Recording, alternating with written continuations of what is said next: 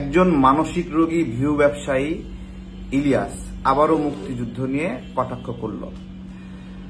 মুক্তিযুদ্ধকে অস্বীকার করছে যে মুক্তিযুদ্ধ একটা বাংলাদেশের জন্ম দিয়েছে। আমাদের পূর্বপুরুষদের আত্মত্যাগ, তাদের মহান লড়াই, এগুলো নিয়ে সে নিয়মিত কটাক্ষ করছে এবং কিছু রাজাকার শাবক সেখানে গিয়ে বাহাবা দিচ্ছে, যারা মুক্তিযুদ্ধকে আগেও অস্বীকার করেছিল, এখনো অস্বীকার করেছে। আজকে ভারতের সুরে কথা বলছে ইলিয়াস। ভারত সবসময় বলতো ৭১টা ভারত পাকিস্তানের যুদ্ধ, কিন্তু আমরা বলতাম ৭১টা আমাদের স্বাধীনতার যুদ্ধ, আমাদের মুক্তিযুদ্ধ। আজকে ভারতের কথা মাইনা নিয়া ভারতের সুরে ইলিয়াস বলছে ৭১ হলো ভারত এবং পাকিস্তানের যুদ্ধ। দেখেন ভাই, জুলাই গণ অভ্যুত্থানে আমরা সবাই অংশ নিয়েছি।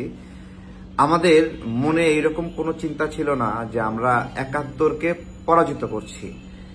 কোটা আন্দোলন নিয়ে আমাদের এই লড়াই শুরু হয়েছিল, কিন্তু ১৮ জুলাইয়ের পর থেকে এই আন্দোলন কোটা সম্পৃক্ত ছিল না। কেউই মাঠে নামেনি কোটা রিমুভ করার জন্য। তখন মাঠে একটা সরকারকে সরানোর জন্য আমরা সবাই নেমেছিলাম। এটা ৭১ ভার্সেস ২৪ এরকম লড়াই ছিল না।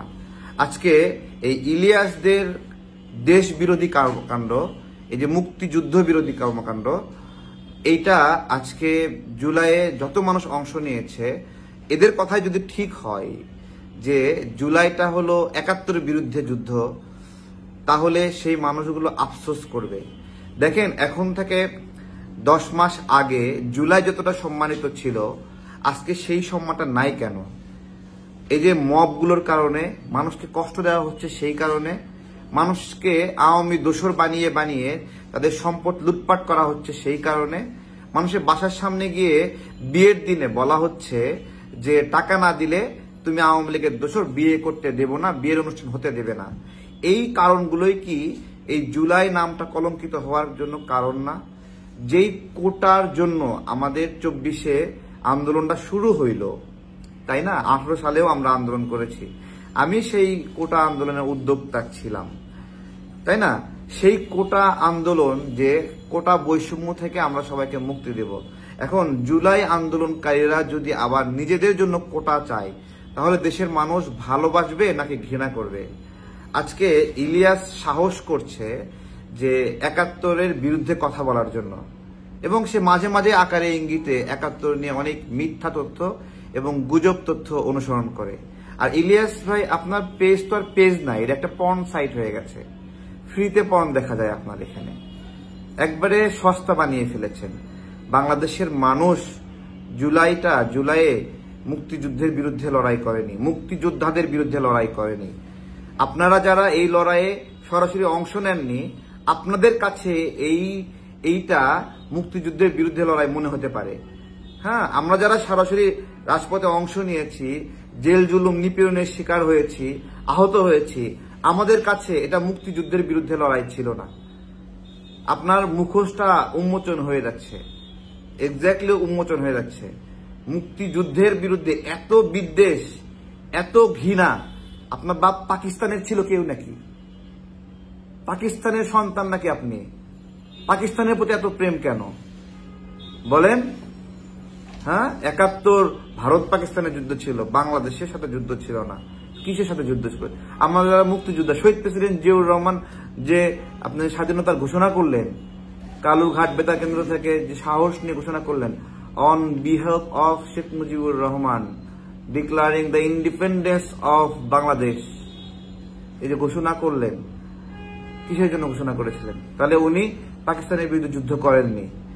হ্যাঁ, মাওলানা ভাসানীদের লড়াই পাকিস্তানের বিরুদ্ধে ছিল না, আতাউল গনি উসমানীর লড়াই পাকিস্তানের বিরুদ্ধে ছিল না, লক্ষ লক্ষ মানুষ জীবন দিয়েছে, তাদের লড়াই পাকিস্তানের বিরুদ্ধে ছিল না। এই মানুষগুলোকে হত্যা করেনি পাকিস্তান নাকি? পাকিস্তান হত্যা করেনি। বাংলাদেশের উপর গজব নেমে আসতেছে, গজব। আর সেই গজবটা নেমে আনতেছে এই ইলিয়াসরা। সারাক্ষণ গুজব ছড়িয়ে ছড়িয়ে মত সৃষ্টি করে গজব নাজিল করতেছে। মিথ্যা প্রোপাগান্ডা, এগুলো তাদের মূল ভিত্তি। যাকে ভাল লাগছে তাকে দালাল বানায় দিচ্ছে, সে খারাপ। আর ও হলো ফেরেশতা একবারে, তাই না? সবাই শুধু মানুষের টাকা মেরে খায়, আপনি কারো টাকা মেরে খান নাই। তথ্য আসবে না। অবশ্য আমরা রাজনীতি নিয়ে যারা আলোচনা করি, পরস্পরের সমালোচনা করার ফলে যেটা ভালো হয়, ধরেন আমার যা যা খারাপ আছে তা বের হয়ে যায়, আবার ইলিয়াসের যা যা খারাপ আছে বের হয়ে যায়। সুতরাং এই যুক্তি তর্ক চলুক, জনগণ আমাদের মুখোশটা জানুক যে আমাদের ভিতরে আসলে কি। আজকে ইলিয়াসের ভিতরে মুক্তিযুদ্ধের বিরুদ্ধে কিরকম ঘৃণা, কিরকম ক্ষোভ তা প্রকাশ পেয়েছে, এবং এখানে কিছু রাজাকার শাবক আছে যারা এটাকে বাহাবা দিচ্ছে। হ্যাঁ, কিছু ৭১-এর ধর্ষক আছে, তাদের সন্তানরা এখানে আছে, তারা এটাকে বাহাবা দিচ্ছে। হ্যাঁ, ঠিক বলেছেন, তাই না? ২৪ আসল স্বাধীনতা। হ্যাঁ, ৭১ স্বাধীনতা না আমাদের। তাই ৭১ স্বাধীনতা না, সেই ৭১-এ স্বাধীন করা বাংলাদেশে এত উস্কানি কেন, এত খুরখুরি কেন? পাকিস্তানে গিয়ে পাকিস্তান নিয়ে কথা বলো, যাও পাকিস্তানে আরাম আছে, পাকিস্তান নিচে মিসাইল বান্ধে দিয়ে ঠুস করে লাগাই দেবো না আফগানিস্তানের মধ্যে। মুক্তিযুদ্ধে বগুড়া জেলা স্কুলের টিটু ভাইয়ের একটা অবদানের কথা বলি।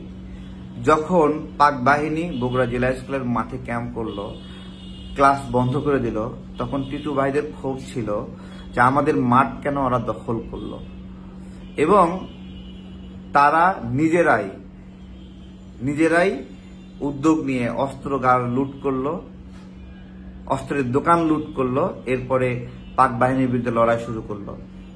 বিভিন্ন বিল্ডিং এর উপরে, ওই সময় বগুড়া শহরে যে বিল্ডিং কাঠামোগুলো ছিল, এর উপর তারা ৮-১০ জন বন্ধু একসঙ্গে পজিশন নিত, পাকিস্তানের ট্রাক যাইতো, সেখানে যুদ্ধ করতো, লড়াই করতো। এরকম করতে করতে একদিন টিটু ভাইকে ধরা হলো, তার সমস্ত বন্ধুদের মেরে ফেলা হলো।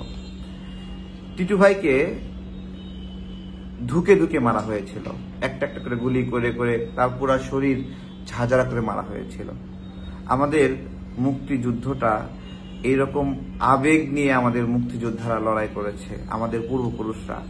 আজকে ইলিয়াসরা সেই মুক্তিযুদ্ধের বিরুদ্ধে নোংরা নোংরা কথা বলে, রুচিহীন কথা বলে, এবং একদল পাকিস্তানের জারজ সেখানে গিয়ে বাহাবা দেয়। এই লজ্জা আমরা কোথায় রাখবো?